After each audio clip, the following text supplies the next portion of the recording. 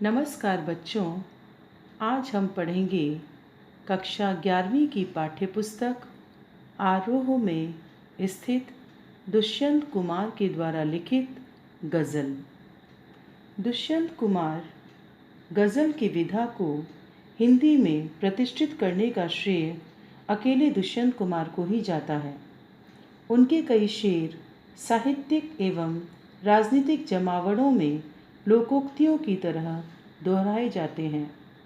यहाँ दुष्यंत की जो गज़ल दी गई है वह उनके गज़ल संग्रह साये में धूप से ली गई है।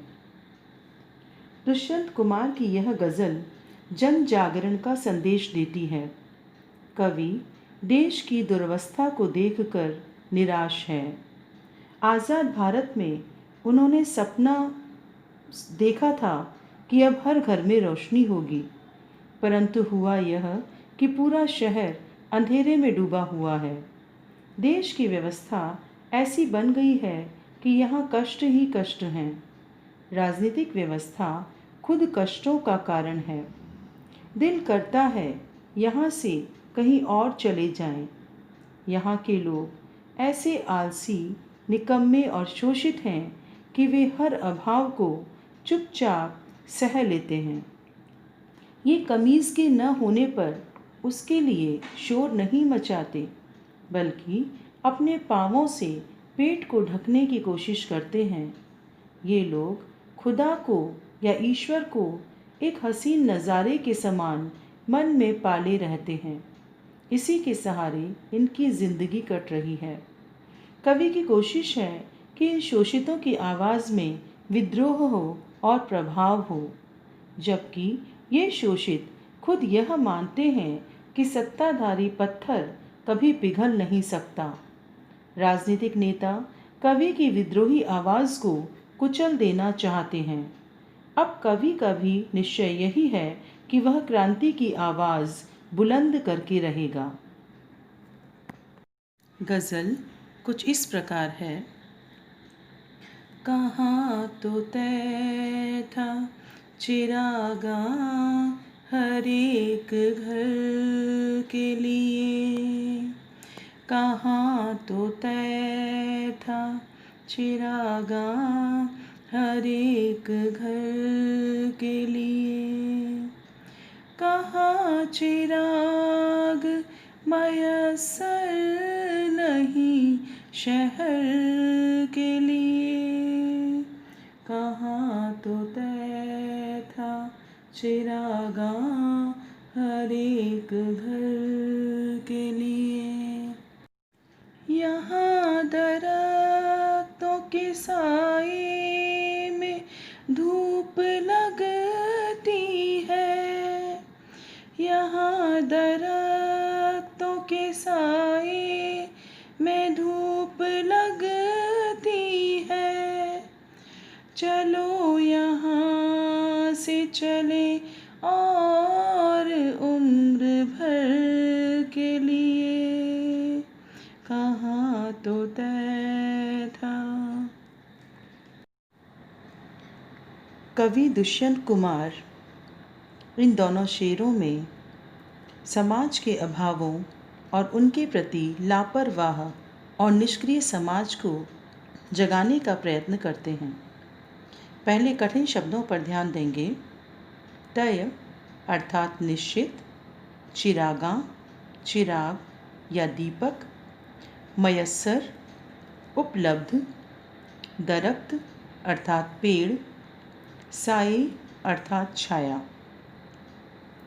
कवि समाज की कुव्यवस्था पर दुख प्रकट करते हुए कहते हैं कि कहाँ तो तय था चिरागा हर एक घर के लिए।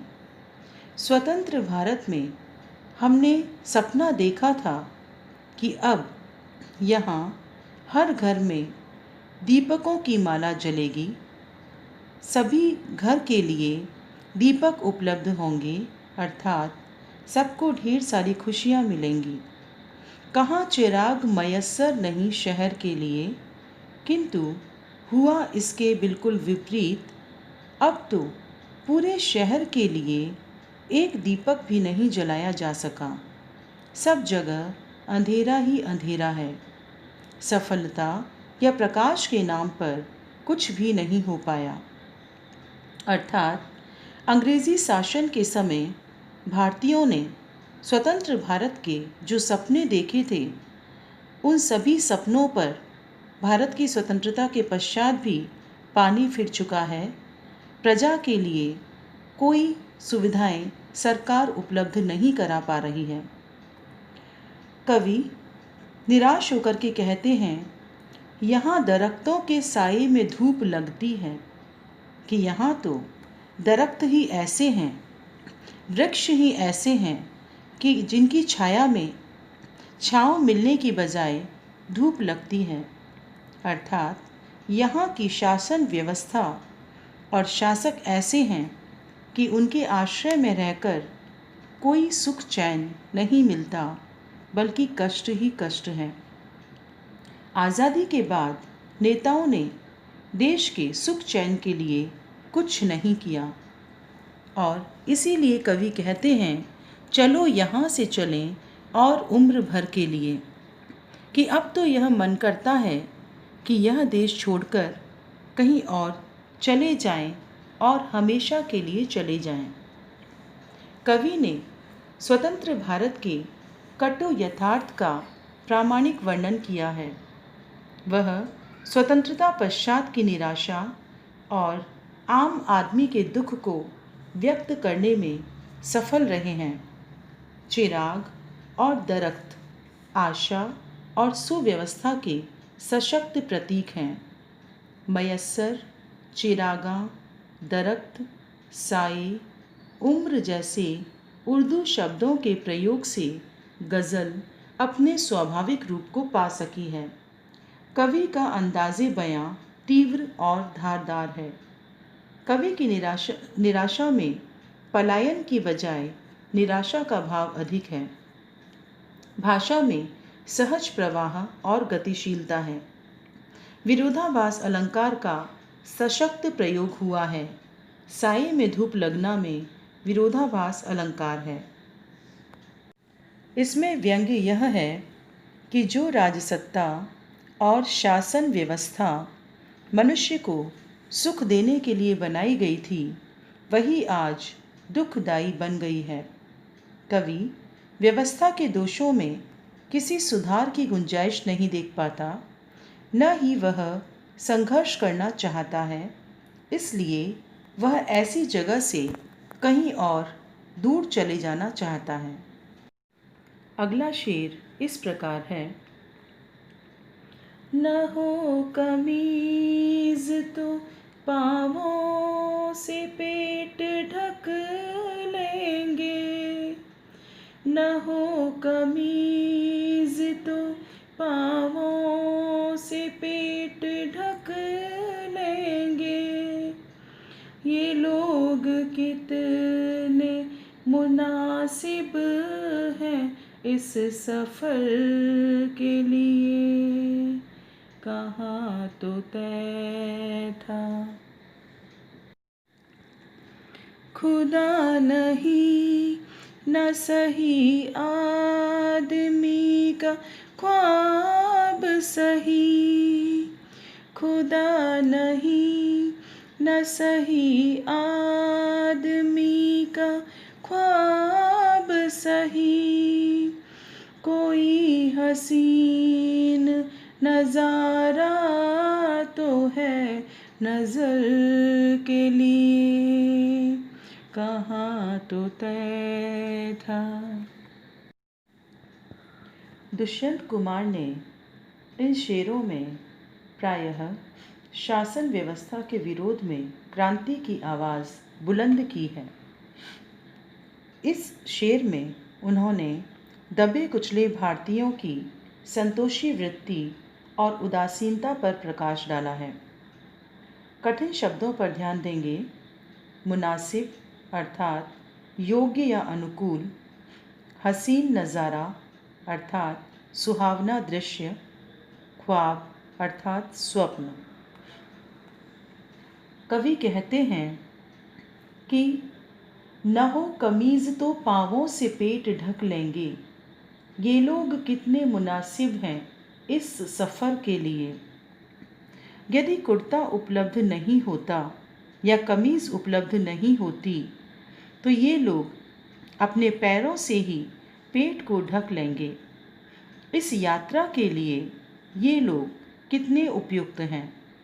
तात्पर्य यह है कि अपनी दुर्दशा में भी जो लोग परिश्रम से अपनी मूलभूत आवश्यकताओं की पूर्ति कर लेने में सक्षम हैं, ऐसे लोग ही जीवन यात्रा को सुचारू पूर्वक चलाने के योग्य हैं।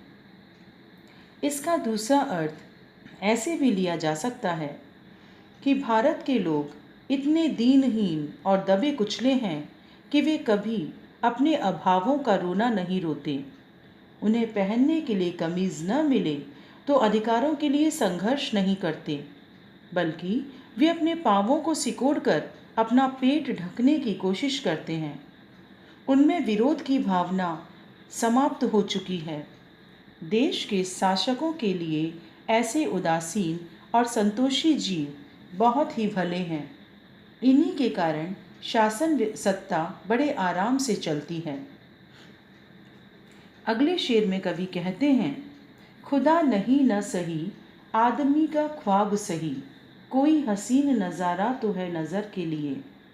यदि मान लें कि ईश्वर नहीं होता है तो न सही, यदि वह मनुष्य की कल्पना मात्र है तब भी अच्छा है। इस प्रकार से भी हमारी दृष्टि के लिए कोई सुंदर दृश्य तो मिल रहा है। भाव यह है कि यदि ईश्वर के अस्तित्व को कोई स्वीकार नहीं भी करता, तब भी मनुष्य के मन में आशा की ज्योति जलाई रखने के लिए उसकी उपयोगिता से कोई इनकार नहीं कर सकता। इस प्रकार ईश्वर की कल्पना कष्ट को सहने और धैर्य बनाए रखने में सहायता करती है। कवि ने भारतवासियों की दबी कुचली आवाज़ पर कटाक्ष किया है। यहाँ की धार्मिकता यथार्थ से मुँह चुराने का एक साधन भर है। इस यथार्थ का मार्मिक अंकन हुआ है। यहाँ कवि की जन सामान्य के प्रति सहानुभूति एवं उसका आशावादी दृष्टिकोण प्रकट हुआ है। पाँवों से पेट ढकने का बिंब अत्यंत मनोहारी बन पड़ा है, अतः दृश्य बिंब है। उर्दू शब्दावली का स्वाभाविक प्रयोग हुआ है। भाषा में सरलता एवं प्रवाह गम्यता है। कवि ने यहाँ ऐसे परम संतोषी तथा साधु वृत्ति वाले लोगों पर व्यंग किया है जो गरीबी और दुर्दशा में रह लेते हैं किंतु अपने उद्धार का प्रयत्न नहीं करते। इस पद्यांश में परम संतोषी, ईश्वर पर विश्वासी और अध्यात्म लोक में सुख खोजने वाले लोगों पर व्यंग किया गया है। कवि के अनुसार भारत के लोग खुदा पर भी ठीक से विश्वास नहीं करते। उनके लिए परमात्मा एक सुखद सपना है जिसकी कल्पना करके उनका जीवन आनंद पूर्वक बीत जाता है। गज़ल छंद का प्रयोग हुआ है। अगला शेर इस प्रकार है, वे मुतमइन है कि पत्थर पिघल नहीं सकता, वे मुतमइन है कि पत्थर पिघल नहीं सकता, मैं बेकरार हूँ आवाज़ में असर के लिए, कहाँ तो तय था तेरा निज़ाम है सिल्दे ज़ुबान शायर की, तेरा निज़ाम है सिल्दे ज़ुबान शायर की, ये एहतियात ज़रूरी है इस बहर के लिए, कहाँ तो तय था। शब्दार्थ पर ध्यान देंगे। मुतमईन अर्थात विश्वस्त या आश्वस्त, बेकरार, बेचैन या व्याकुल, निज़ाम अर्थात शासक, सिल दे अर्थात सिल देना, सी देना, ज़ुबान अर्थात आवाज़, शायर उर्दू में कहते हैं कवि, एहतियात अर्थात सावधानी, बहर गज़ल का कोई शेर या छंद। कवि ने इसमें समाज के अभावों और उनके प्रति लापरवाह और निष्क्रिय समाज को जगाने का प्रयत्न किया है। कवि निराश, हताश भारतीय जनता को जगाने का प्रयत्न करते हुए कहते हैं कि वे मुतमईन हैं कि पत्थर पिघल नहीं सकता। समाज का शोषित पीड़ित वर्ग पूरी तरह यह विश्वास किए बैठा है कि सत्ताधारी लोगों के दिल पत्थर के हैं, उनमें कोई दया, सहानुभूति या संवेदना नहीं है।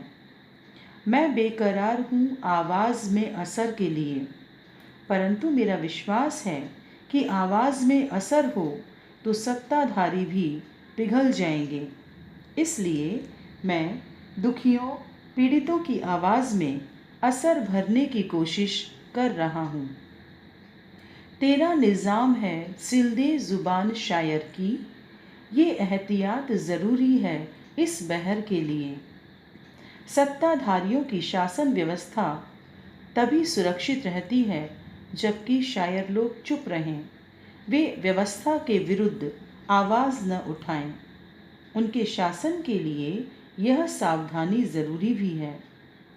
और इसीलिए कवि कहते हैं कि तुम्हारी शासन व्यवस्था है और इसलिए आप आपकी व्यवस्था के खिलाफ आवाज़ उठाने वाले शायरों की ज़ुबान को, आवाज़ को सिल सकते हो, दबा सकते हो।